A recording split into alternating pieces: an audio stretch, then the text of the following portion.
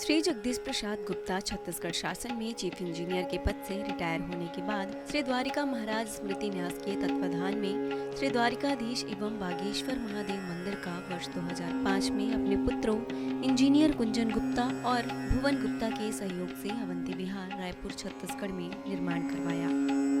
श्रीमद् भागवत कथा, राम कथा, गीता तत्व, वेदांत आदियों के तात्पर्य को व्यासपीठ से कहने के कारण इन्हें शब्दों द्वारा आचार्य श्री जगदीश भी कहा जाता है। अपना संपूर्ण जीवन परमात्मा की सेवा में दे दिया। आपने परमात्मा भगवान श्री द्वारिकाधीश के दिव्य गुणों और कर्मों को लेकर अभी तक 15 ग्रंथों की रचना की है। इन सभी ग्रंथों को भारतवर्ष के जगत गुरु और महापुरुष संतों के द्वारा आशीर्वाद प्राप्त हुआ है। इनमें से श्वेता स्वरूप उपनिषद, श्री राम कथा अमृत से अनमोल, मुंडक उपनिषद, कथा उपनिषद, सरलतम बोध, इन पुस्तकों पर उनके सारे प्रवचन यूट्यूब पर अपलोड कर दिए गए हैं। किताबों का नाम डालकर लिंक ओपन करके आप उसका आनंद उठा सकते हैं। उनके ग्रंथ श्रीमद् भागवत और वेदांत सार के तृतीय खंड के सप्तम विचार, भक्त और भगवान का उद्बोधन सुन रहे हैं आप। भक्त और भगवान का उद्बोधन सुन रहे हैं आप। हरि ओम।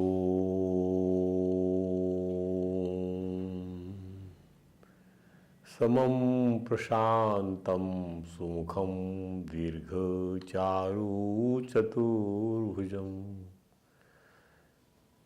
सुन्दरचारुग्रीवं सुकपोलं शुचिस्मितं समानकर्णविन्यस्त स्फुरं मकराग्रकुण्डलम् हेमांबरं घनश्यामं श्रीवत्सां श्रीनिकेतनं शंख चक्र गदा पद्म वनमाला विभूषितं नूपुरैः विलसितपादं कौस्तुभप्रभयायुतं द्युमत्किरीट कटक कटिसूत्रांग सर्वांग मनोहरं हृदं कृपाप्रसादीक्षणं सुकुमारम् अभिध्यायेत् सर्वांगेषु मनो दधत वंशी विभूषित करान्नवनीरदाभात पीतांबरा तरुणबिंब फलाधरोष्ठा पूर्णेन्दु सुंदर मुखातरविंद नेत्रात् कृष्णात् परम किमपि तत्त्वमहं न जाने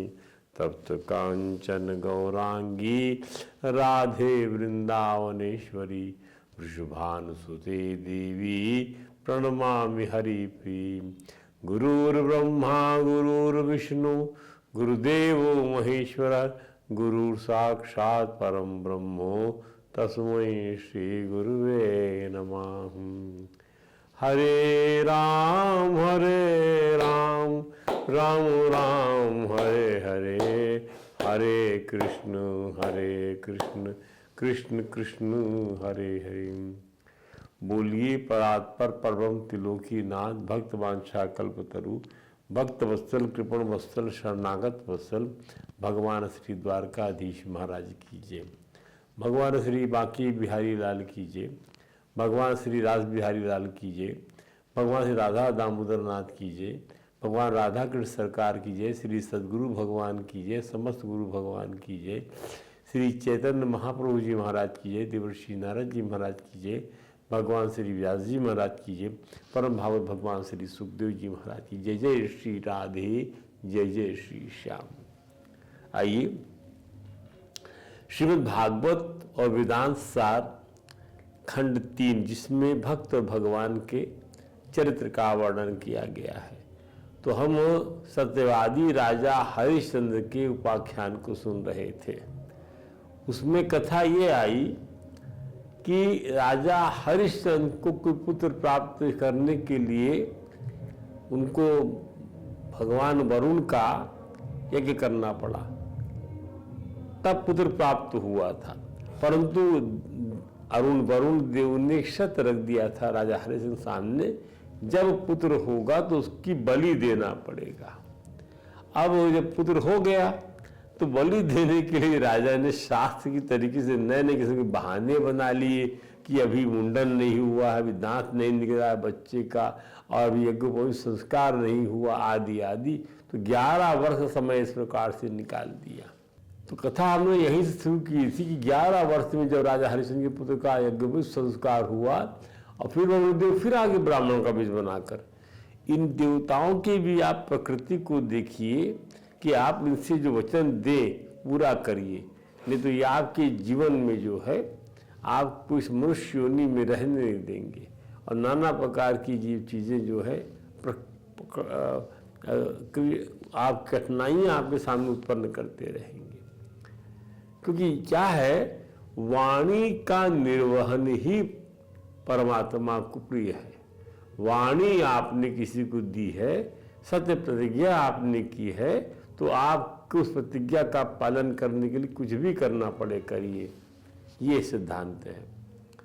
तो राजा के पास पुत्र बलि के साथ यह कराने के उनके वचन का याद का स्मरण कराने के पहुंच गए कौन? फिर ब्राह्मण राजन। क्या कहा कि यज्ञ पवित्र संसार तो हो गया और मेरा पुत्र तो राजा हरिश्चंद्र से हाथ जोड़ लिए कि महाराज ठीक है, संस्कार हो गया, मैं मानता हूँ, पर आपकी कृपा से मेरा निसंतान रहने से होने वाली ये लोक निंदा से उत्पन्न शोक भी तो दूर हो चुका है।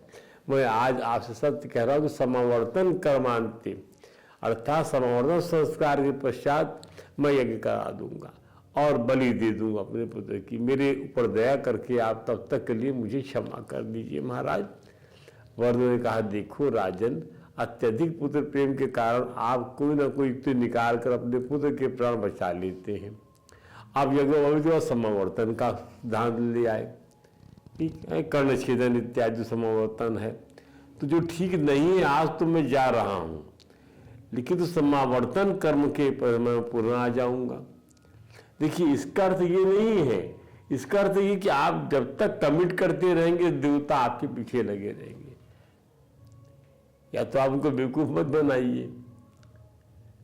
अब देखिए कथा ऐसे बढ़ रही है आगे। इन सारी बातों का प्रभाव हरिश्चंद्र के उस पुत्र रोहित पर पड़ रहा था जो यज्ञ का पशु बनना था, जिसको भी बार बार वरुण के आगमन जब होता था, पिता की यज्ञ संबंधी प्रतिज्ञा का को जानकर कि उसे ही यज्ञ का पशु बनकर उसकी बलि चढ़ना है, वो चिंतित होकर राजमहल का त्याग करने के वन की ओर चला गया। कौन? रोहित। राजा पुत्र के यूं चले जाने से दुखी हो गए और उसकी खोज में दूतों को लगा दिया। इधर वरुण देव कुछ का बाद फिर पधारे और संतप्त राजा से कहा, मेरा यज्ञ करो। राजा ने अपने पुत्र के गृह से चले जाने की बात वरुण देव को बताई, किंतु वरुण देव राजा की शुरू से प्रतिज्ञा पालन से बचने के लिए की गई युक्ति से परिचित थे, अतः उन्होंने राजा हरिश्चंद्र जी की एक नहीं सुनी और उन्हें जरूरत रोग से पीड़ित होने सजाओ। तुम्हें मैं श्राप देता हूँ राजा हरिश्चंद्र कि तुमने बार बार जो है युक्ति से आप हमें जो प्रतिज्ञाबद्ध आप हुए थे उसका पालन नहीं कर सके, अपने पुत्र की बलि नहीं दे सके, जो ये पुत्र हमारी कृपा से आपको प्राप्त हुआ था, अर्थात उसकी बलि लेने का हमको अधिकार है। हम आपको जलोदर रोग की से का श्राप देते हैं कि आपको जलोदर रोग हो जाए। जलोदर रोग ऐसा रोग होता है जिसमें सारा शरीर का पानी हो जाता है, ब्लड खत्म हो जाता है, पानी हो जाता है शरीर। राजकुमार रोहित को भी जब अपने पिता की जलोदर रोग से पीड़ित होने की सूचना मिली तो वह उन्हें देखने के लिए वापस अयोध्या आना चाहा, परंतु देवराज इंद्र ने हर बार यही समझाया कि यज्ञ की अग्नि में उन्हें झोंक दिया जाएगा, अतः तुम है अच्छा अपने प्राण बचा लो। क्योंकि क्या कहा देवराज ने, आत्मा ही वल्लभा तात सर्वेशाम प्राणिनाम खलु। हे तात, आत्मा ही सबका प्रीतम है, तदर्थे वल्लभा संते, उसी की रक्षा के लिए पुत्र दार धना दया, पुत्र स्त्री धन आदि प्रिय लगते हैं। देवराज इंद्र के इस प्रकार रोहित को अपने बीमार पिता से मिलने से रोक दिया गया। फलस्वरूप दैव कार्य के अवश्य में फलित होने वाले कर्म फल के रास्ते में आने वाले अवरोध को दूर करना ही कारण लगता है। देखिए ध्यान से, पिता को पास आने से रोक दिया किसने, अर्थात देव कार्य बने इसके लिए सब मदद कर रहे हैं देवता वरुण देव की पिता से मिलने ना पहुंच पाई है रोहित। इधर हरिश्चंद्र को जल उधर रोग हो गया, असहनीय कष्ट भोगना पड़ रहा था, तो उन्होंने अपने राजगुरु मुनि वशिष्ठ से परामर्श कर धन से खरीद गए पुत्र की बलि देकर वरुण देव का यज्ञ करने का निश्चय किया। ठीक है भाई, मेरा पुत्र ना सही तो मैं किसी को खरीदता हूँ धन देकर। इसके लिए अजिगर्त नाम के गरीब ब्राह्मण के मंझले बेटे सुनहसेव को खरीद लिया गया। उसके लिए 100 गौओं का मूल्य दिया गया अजिगर्त को, और राजा ने सुनहसेव को यज्ञ में बलि पशु बना दिया। यज्ञ स्तंभ बंधा हुआ वह बालक रो रो कर सारी सभा को सिर पर उठा लिया, बचाओ बचाओ बचाओ मुझे। कौन? सुनहसेव, अजगर का पुत्र। उसके रुदन और क्रंदन को सभा में विराजमान सभी ऋषिगण और गणमान्य नागरिक सहन कर चिल्ला उठे, ये घोर अन्याय है, अधर्म है, अधर्म है, घोर अन्याय है। आपको जहाँ अपने बच्चे की बलि देना था तो उसको तो भगा दिया आपने, और यहाँ जो है किसी गरीब ब्राह्मण की दरिद्रता का अपमान करके उसके बच्चे को खरीद लिया और यज्ञ का पशु बना दिया उसको आप। यहाँ तक कि वध करने वाले कसाई ने भी उस पर शस्त्र नहीं उठाया। भगवान व्यास ने लिखा है क्या,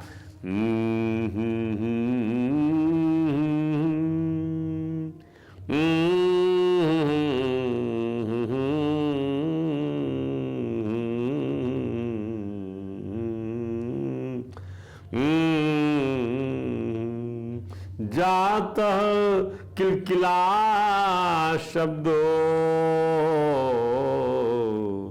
जनानां क्रोशतां तदा क्रंदमाने सुनहसेपे सभायां मृजम अद्भुतम।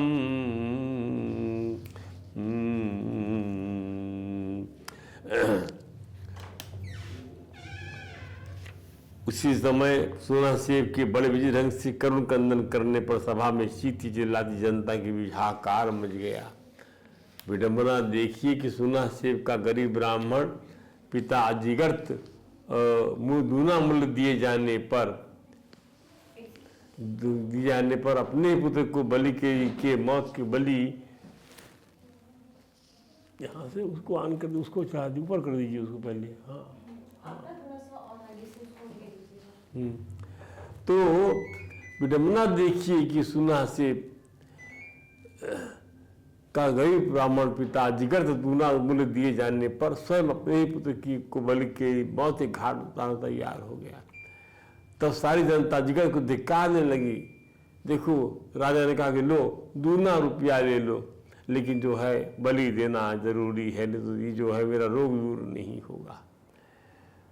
तो अजिगर्त को धिक्कार मिलने लग गया। हरे राम राम राम राम। हत्वा हत्वा सुतम धनम प्राप्य, सुत को मार के धन को प्राप्त करके साख सुख तुझे मिलेगा। आत्मा वही जायते पुत्र अंगाद वही वेद भाषितम। अरे पाप बुद्धि, तू अपनी ही आत्मा का वध करना चाहते हो? पुत्र आत्मा होता है। यज्ञ स्तर पर इस प्रकार कोलाहल होने पर विश्वामित्र दयाद्र हो गए। राजा हरिश्चंद्र के पास आकर उनसे कहने लगे, समीपम निपते गत्वा तमुवाच दया पराहं राजन्नम सुनहसेपम रुदंतम भृशा दुखितम। हे राजन, अत्यधिक दुखित होकर करुण कंदन करते हुए इस सुनहसेव को आप पाश मुक्त कर दीजिए। ऐसा करने से एक तो यज्ञ पूरा होगा और आपका रोग भी दूर हो जाएगा। बहुत सारी उत्तम बातें कही। क्रतु ते भविता पूर्ण रोगनाशस्य सर्वथा दया समम नास्ति पुण्यम पापम हिंसा समम नहीं। दया के समान कोई पुण्य नहीं है राजन, और हिंसा के समान कोई पाप नहीं है। पुनश्च यज्ञों में हिंसा करने का जो विधिवाद बना है उसका उद्देश्य जिह्वा लोलुपों के जिह्वा स्वाद की पूर्ति के माध्यम से उनके यज्ञ करने की प्रवृत्ति बढ़ाना है। कि अच्छा मांस मिलेगा तो जीवा का स्वाद पूर्ति होगा तो यज्ञ करेंगे, पर ये बाद में निषिद्ध हुआ। किंतु यथासंभव हिंसा से बचना चाहिए, हिंसा विरत रहना करना ही शास्त्र का आशय है। न कर्तव्य महाराज सर्वता सविक्षता दया सर्वभूतेषु संतुष्टो येन केन चा सर्वेन्द्रियोपशांत्या चा तुष्यत्यासु जनार्दनवत्पति आत्म सर्वभूतेषु चिंतनीयम निपोतम। हे राजन, सब प्रकार से अपना कल्याण चाहने वाले व्यक्ति को अपने शरीर की रक्षा करना चाहिए और दूसरे के शरीर को नष्ट नहीं करना चाहिए। जो सभी प्राणी को दया भाव रखता है, जो कुछ भी प्राप्त हो जाए उसी से संतोष करता है और अपनी इंद्रियों को वश में रखता है, उसके ऊपर भगवान श्री कृष्ण शीघ्र ही प्रसन्न हो जाते हैं। बहुत प्रकार से मुनि विश्वामित्र राजा हरिश्चंद्र को मुनि पुत्र सुनासीब को प्राण दान देने के लिए समझाया, पर अपने उस पुराने दिव्य कर्मों का भी उल्लेख किया जिसके द्वारा उन्होंने राजा के पिता महाराज त्रिशंकु को चांडाल योनि के शरीर सहित स्वर्ग भेज दिया था। परंतु राजा हरिश्चंद्र अपनी बीमारी के चलते सुनासेब की बलि के निंदित कर्म को छोड़ने के लिए तैयार नहीं हुए। विश्वामित्र का ब्रह्म तेज अद्भुत था। उन्होंने यज्ञ पशु की स्तंभ से बंधे हुए सुनासेब के पास जाकर वरुणदेव का मंत्र सिखला दिया। फलतः पीड़ित सुनासेब मन ही मन उस मंत्र का जाप करने लगा। उस मंत्र की जाप से वरुणदेव प्रसन्न होकर प्रकट हो गए। सभी ने उनकी स्तुति किया और महाराज हरिश्चंद्र भी रोग मुक्त हो गए। उनका जलोदर नाम का रोग जाता रहा और उनका पुत्र भी लौट आया। सुनासेब को अपना पुत्र बनाकर विश्वास जी ले आए। अजगर तो बेच दिया था, तो सुनासेब को उन्होंने स्वीकार कर लिया। कुछ समय के बाद निपश्रेष्ठ हरिश्चंद्र ने सभी यज्ञों में उत्तम राजस्व यज्ञ प्रारंभ कर दिया। उसके घोड़ा छोड़ दिया उन्होंने। राजा ने गुरु वशिष्ठ की पूजा करके उन्हें इस यज्ञ का होता बनाया। उस सर्वश्रेष्ठ यज्ञ की समाप्ति पर वशिष्ठ जी का बहुत अधिक सम्मान किया गया। तदनंतर मुनि वशिष्ठ देवराज इंद्र की अमरावतीपुरी पधारे। ये कथा सतयुग की है और देव वशिष्ठ जी महाराज त्रेता युग में तक भी रहे हैं, ध्यान दीजिएगा, उसी अयोध्या नगरी में, और कई बार रात पाठ संभाला है इन्होंने। तो तदनंतर मुनि वशिष्ठ देवराज इंद्र की अमरावतीपुरी पधारे। तब वहां इंद्र की सभा में उनकी भेंट मुनिश्रेष्ठ विश्वामित्र जी से हो गई।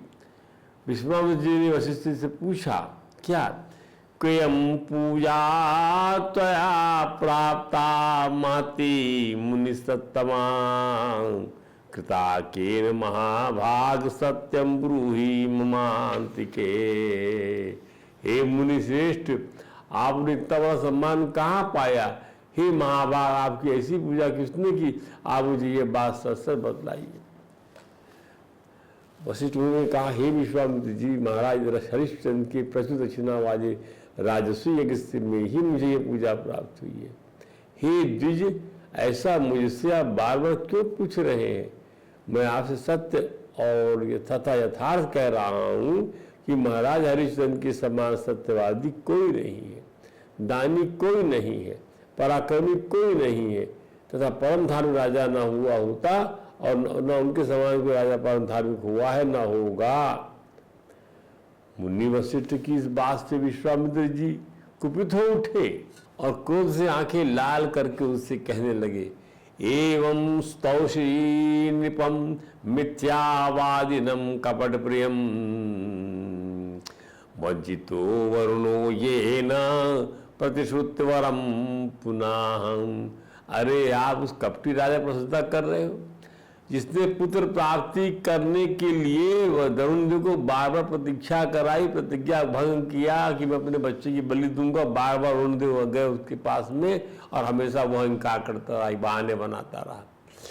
विश्वामित्र ने वशिष्ठ जी से कहा, आइए हम एक शर्त लगाते हैं आपसे, यदि मैं शीघ्र ही आपके द्वारा प्रमाणित राजा हरिश्चंद्र को मिथ्याभाषी, दान न देने वाला और महादुष्ट प्रमाणित नहीं कर दिया तो संपूर्ण जनों का मेरा संचित पुण्य नष्ट हो जाए, अन्यथा आपके द्वारा उपाय समस्त पुण्य नष्ट हो जाए। माने पुण्यों की शर्त लग गई कि तेरा पुण्य नष्ट हो जाए या मेरा पुण्य नष्ट हो जाए। यदि मैंने सिद्ध कर दिया कि हरिश्चंद्र जो है सत्यवादी नहीं है तो तेरा पुण्य नष्ट हो जाएगा, और यदि तूने और मैंने सिद्ध कर दिया कि हरिश्चंद्र सत्यवादी है तो मेरा पुण्य नष्ट हो जाएगा। तुगलहम कृत्वा ततस्तौ तु विवदन्तौ मुनि तदा स्वर्गाश्रमं स्वर्गलोकाच गतौ परम कोपनौ। तब यह शर्त लगाकर अत्यधिक कुपित हुए दोनों मुनि परस्पर विवाद करते स्वर्गलोक से अपने अपने आश्रम की ओर पधारे। ये हमारे गुरु गोलोकवासी पंडित द्वारका प्रसाद जी व्यास महाराज कहते थे कि परीक्षा भक्तों की होती है, निशाचरों की नहीं होती। यदि भगवान की इच्छा है कि राजा हरिश्चंद्र की सारा संसार सत्यवादी रूप में जाने तो कोई कितनी भी परीक्षा ले ले, हरिश्चंद्र की को ऐसी परीक्षाएं पराभूत नहीं कर पाएंगी। तो दो विद्वान और त्रिकालदर्शी मुनियों के अहंकार में किसी को पीसा गया है तो वे है महाराज हरिश्चंद्र। पर मुनियों के कथित अहंकार से राजा हरिश्चंद्र को लाभ हुआ या नुकसान, भौतिक दृष्टि से उन्हें इतना सहन करना पड़ा कि कोई और क्या सहन करेगा। वह तो अपने धर्म को त्याग कर क्षणिक सुख सुविधा के भोग के लिए धर्म और सिद्धांतों की तिरानी दे देगा। सूर्यवंशी राजाओं के महात्मा की श्रृंखला में ही तो भगवान राम का चित्रण होगा। इसमें 14 वर्ष के वनवास में उन्होंने दुख उठाया कि क्या उसका वर्णन करें। यदि वे राजपाट को त्याग कर सत्य की मर्यादा के लिए वन वन भटकते हुए ऋषियों का सत्संग नहीं करते तो क्या उनकी वही कीर्ति होती? कभी नहीं होती। तो उन्हीं के जीवन काल में दो मुनि विश्वामित्र जी और वशिष्ठ जी दोनों को भी परमात्मा का प्रत्यक्ष अनुभव हुआ था और उन्होंने अपना मिथ्या अहंकार छोड़ दिया, लड़ते रहे थे। अन्यथा दोनों पक्षी बनकर अनेक वर्षों तक अपने पक्ष का समर्थन करते लड़ते रहे थे। कीर्ति संसार के साथ जाती है और सभी स्थूल वस्तुएं यही छूट जाती हैं। परलोक में भी कीर्ति ही जीव का मान कर आती, परलोक में भी कीर्ति ही जीव का मान कर आती। और क्या वहां साधन है जो आपका मान करेगा? आपका सम्मान आपकी कीर्ति से होता है। इसने क्या पुण्य किया है, इसने क्या सुंदर काम किया, इसने क्या कर्तृत्व है इसका, क्या खाते में इसके लिखा गया है, क्या दान किया, क्या धर्म किया है इसने। सोचिए आप। महाराज हरिश्चंद्र की परीक्षा देने के लिए सबसे पहले मुनि विश्वामित्र ने अपने तपोबल से दानों को प्रकट कर दिया, फिर उसे सुअर बना दिया जो हरिश्चंद्र के उद्यान को नष्ट करने के लिए भेज दिया गया। उस सुअर से महाराज के सैनिक पार नहीं पा सके। सुअर तो सुअर था नहीं, दानव था वो तो। तभी उन सभी ने उसकी करतूत को महाराज को बतलाया। महाराज तुरंत घोड़े पर सवार होकर राज उद्यान को तहस नहस करने वाले सुअर का धनुष बाण चढ़ाकर पीछा किया। सुअर तो माया की रचना था, उसने महाराज थका डाला और महाराज की सेना से महाराज का साथ छूट गया और महाराज रास्ता भटक गए। और फिर मुनि विश्वामित्र रास्ते मिल गए उनको, जिनकी यही योजना थी कि मिल जाए किसी प्रकार हमको। इसी प्रकार संसार की माया भटकाती है, भूख प्यास और साथी संगी से छुड़ाकर पथ भ्रष्ट कर देती है। मुनि विश्वामित्र ने एक वृद्ध ब्राह्मण का रूप बनाया हुआ था। महाराज ने उनसे अपना परिचय दिया, तब माया से वृद्ध का रूप बनाए मुनि विश्वामित्र ने महाराज हरिश्चंद्र से कहा, राजन ये पवित्र तीर्थ यहाँ स्नान करे और पितरों का तर्पण कर लाभ अर्जित करे। शास्त्रों में कहा है, हे भूपते, यह समय भी अति उत्तम है, इसलिए इस पुण्यमय तथा परम पावन तीर्थ में स्नान करके आप इस समय अपने सामर्थ्य के अनुसार दान दीजिए। जो परम पवित्र तीर्थ में पहुँच के बिना स्नान के ही रुक जाता है वह आत्मघाती होता है। स्वामी मुनि का यही कथन है। मुनि विश्वामित्र ने अपनी मीठी और कपट भरी वाणी से राजा की प्रशंसा करते हुए उन्होंने उनकी दान वीरता और राजसूय यज्ञ में प्रचुर दक्षिणा दिए जाने ख्याति की बाबत मुनि उससे सुन चुके थे। तब विश्वामित्र ने इस कपट वाणी श्रृंखला राजा ने से कहा, पृथ्वी पर परम उदार त्रिशंकु पुत्र महाराज हरिश्चंद्र से परम उदार राजा न तो पहले हुआ है और ना होगा। हे पार्थिव, आज मेरे पुत्र का विवाह होने वाला है, अतः आपसे प्रार्थना इसे तो मुझे दान दीजिए।